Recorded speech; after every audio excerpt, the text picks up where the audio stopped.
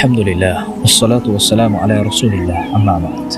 আল্লাহর বিধানকে উচ্চ করা এবং তাওহীদের প্রতিষ্ঠা করাই ছিল মক্কা বিজয়ের প্রধান উদ্দেশ্য। মক্কা বিজয়ের পর রাসূলুল্লাহ সাল্লাল্লাহু আলাইহি ওয়াসাল্লাম ঘোষণা করেছিলেন, যে ব্যক্তি আল্লাহ পরকালের প্রতি বিশ্বাস স্থাপন করেছে সে যেন নিজ গৃহে মূর্তিসমূহ ভেঙে ফেলে। এত বড় পরাজয়ের সময়ও সাহায্য করতে অক্ষম হওয়ায় মক্কাবাসীগণ ঠাকুর বিগ্রহের প্রতি বিদ্বেষ হয়ে পড়েছিল। এতদিন তারা মনে করত যে এরা প্রভু, এদের সাথে যে বিন্দুমাত্র বেয়াদবি করবে তার সর্বনাশ হওয়া অনিবার্য। অথচ আজ তারা স্বচক্ষে দেখতে পেল যে মুসলমানগণ এ প্রভুদেরকে ভেঙে চূর্ণ বিচ্ছিন্ন করে ফেললে, অথচ তাদের কোনোই ক্ষতি হলো না।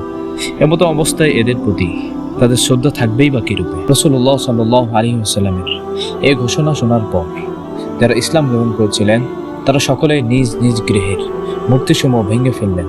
রাসূলুল্লাহ সাল্লাল্লাহু আলাইহি ওয়াসাল্লামের আদেশক্রমে সাহাবীগণ সাধারণ স্থানে প্রতিষ্ঠিত বৃহৎ বৃহৎ মূর্তিগুলো ভেঙে চূর্ণ বিচ্ছিন্ন করে দিলেন। হুবল ছিল পৌত্তলিকদের সর্বশ্রেষ্ঠ প্রভু। এটা মানবাকৃতিতে গঠিত ছিল। হুবল ঠাকুরের সম্মুখে 7টি তীর রাখা ছিল। প্রত্যেকটি তীরের উপর হা আর কয়েকটি তীরের উপর না লেখা ছিল। আরবগণ কোনো গুরুত্বপূর্ণ কাজ করার সময় তীরগুলো দ্বারা লটারি খেলে শুভাশুভ নির্ধারণ করত। অহুদ রণক্ষেত্রে আবু সুফিয়ান এ হুবল ঠাকুরের জয় ধ্বনি করেছিলেন। রাসূলুল্লাহ সাল্লাল্লাহু আলাইহি ওয়াসাল্লাম যখন কাবা গৃহে প্রবেশ করেছিলেন তখন অন্যান্য মূর্তিদের সাথে হুবল ঠাকুরকেও ধ্বংস করে দিলেন।